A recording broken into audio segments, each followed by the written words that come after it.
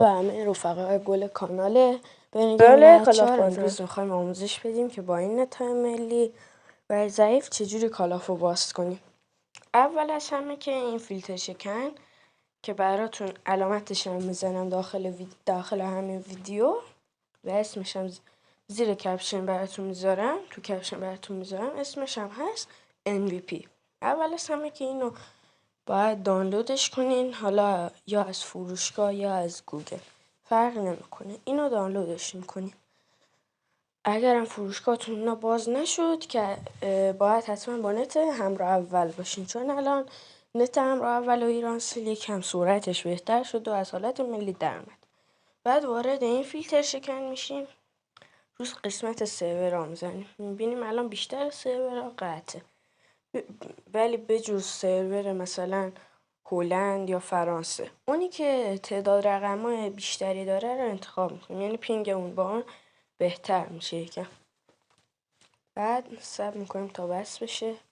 هر موقع اون فلش‌ها بالا و پایین هستش، هر چقدر رقمشون بیشتر باشه بهتره، هر چقدر کمتر باشه یکم ضعیفتر باشه. بعد که اینو زدیم وصل شد. خب حالا میریم وارد کالاف میشیم.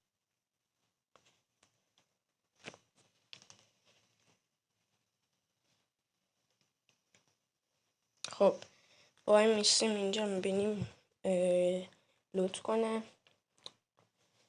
چون همه میدونیم با فیلتر اگه بریم تو بازی مچ استارت میکنیمش اجرا نمیشه، میگه اینترنت ضعیف است و این اختلال میده. برای همین وای میستیم تا حداقل 2 لودش رو انجام بده.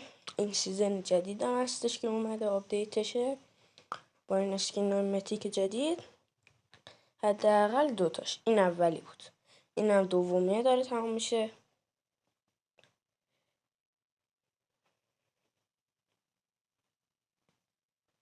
وای میستیم هنوز.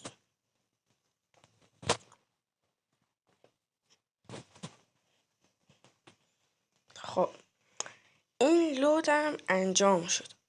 در اطمینان بیشتر که میخوایم بزنیم بیرون، فیلتر شکن قطع کنیم، دوباره بیایم تو بازی از همین لود باشه، وای میستیم بیشترش رو انجام بده، به خاطر اینکه احتمال اینکه از اول لود نیادش بیشتر بشه که باز کالافو باز نکن. خب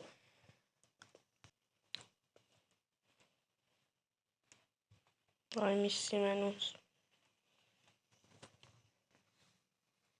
خب حالا دیگه اینجا کار میزنیم، بیرون پنجره رو میاریم، زبدر وسط سفر میزنیم، این بسته میشه و کالاف از ادامه لود باز میشه و با این راه میتونیم بدون فیلتر شکن و با این نتای ملی بازی کنیم و پینگش هم بازم خوبه.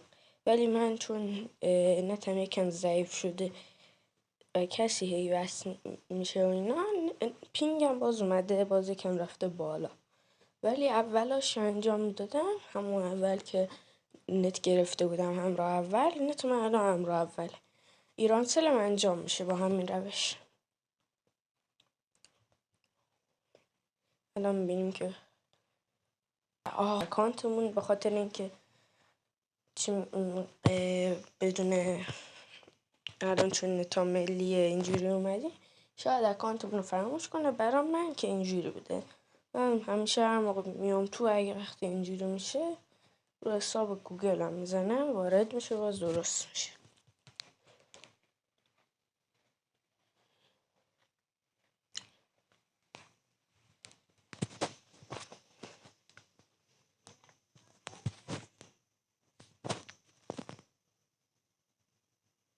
خب وای میشیم ببینیم میره تو یا نه. گاهی وقتا شاید 2-3 بار طول بکشه. در من که 2 بار فکر نکنیم که باز خالی بندی و اینا. یک مچ آلکار میخوام استارت کنم، ببینیم که همه چی خوب و اینا. باز میکنه مچو. الان هم نگاه کنین، الان اصلا فیلتر شکنی هیچی بس نیست، همون نت ساده هم را اول. بریم که مچو استارت کنیم نشون بده. با استفاده از این فیلتر شکن یعنی MVP یا یه فیلتر شکن دیگه ای که من دارم، الکترا که عکس یک رعد و برق کشیده بنفش آبیه، با استفاده از اون و MVP هم که الان داخلشم بیشتر اوقات یوتیوب و اینا هم براتون بالا میاد و باز میشه. از اینستا اینا هم که باز اونا یکم درگیری زیادتری باید سرورتون عوض کنید. خلاصه که این فیلتر چیکن این MVP به نظر من که خیلی عالی و راحت باش میشه مچ استارت کرد و بازی کرد و کیفشو ببرید. بینی استارت شد و مچی هم خسبه یار ما منو بلند کرد. تا ویدیو و تا آموزش های بعد از کال آف سیتی خدایا نگهدارتون. راستی از کانال من فراموش نکنید، کانال کال آف بازم.